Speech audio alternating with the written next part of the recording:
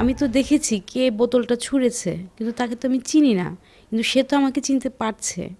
আমি আপনাকে বলবো, আপনি যে এভাবে ছুঁড়লেন, আপনি কি জানতেন আমরা সবাই এভাবে দগ্ধ হব? আপনার হাতে কি কখনো একটুও আঁচ লাগে নাই? আপনার ওই আঁচে আপনি বুঝতে পেরেছেন যে কেমন ব্যথা লাগে?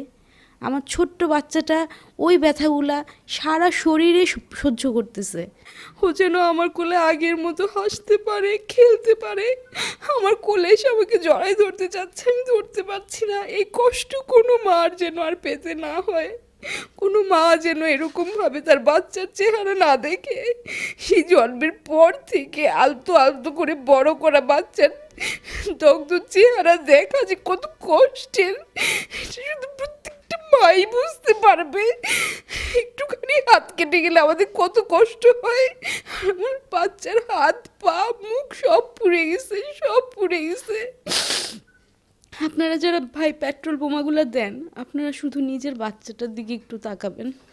যে দিয়েছেন, আপনি কি আজকে আপনার বাচ্চার দিকে তাকাবেন? যদি আপনার বাচ্চা না থেকে থাকে, আপনার ছোট ভাই বোন, আপনার ভাইয়ের বাচ্চাদের দিকে তাকাবেন।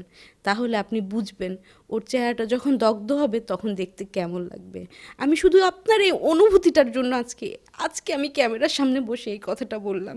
আর আমি সবাইকে বলবো, যদি কখনো আপনাদের চারপাশে এরকম ঘটনা ঘটে যে বাসের মধ্যে এরকম হচ্ছে, আপনারা প্লিজ একটু দৌড়ে আসবেন। আমার বাচ্চাটা যদি কেউ দৌড়ে আসতো তাহলে হয়তো আমার হাজব্যান্ড তার দিকে ছুড়ে দিতে পারতো, কিন্তু কেউ দৌড়ে আসেনি বলে ছুড়ে দিতে পারেনি। সে পেট্রোলের মধ্যে পড়ে গিয়েছিল, পুরো পেট্রোল লেগে গিয়েছিল আমার বাচ্চাটার গায়ে। আমার বাচ্চাটা পেট্রোলের আগুন থেকে আমার হাজবেন্ড তুলে আনছে। আপনারা আরেকটু অ্যাক্টিভ হবেন প্লিজ।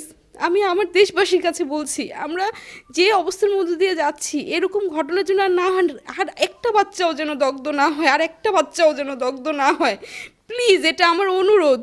আর যখনই কেউ পুড়ে যাবে তখনই সাথে সাথে তাকে যেটা করবেন, তার হাত পা ধরে রাখবেন এবং তাকে শুধু সাধারণ পানি দিবেন, কোনো ময়লা পানি না, পরিষ্কার পানি দিয়ে তাকে যতক্ষণ পর্যন্ত আপনারা কোনো ওষুধ দিতে না পারছেন ততক্ষণ পর্যন্ত ওই সাধারণভাবে পানি ঢালবেন।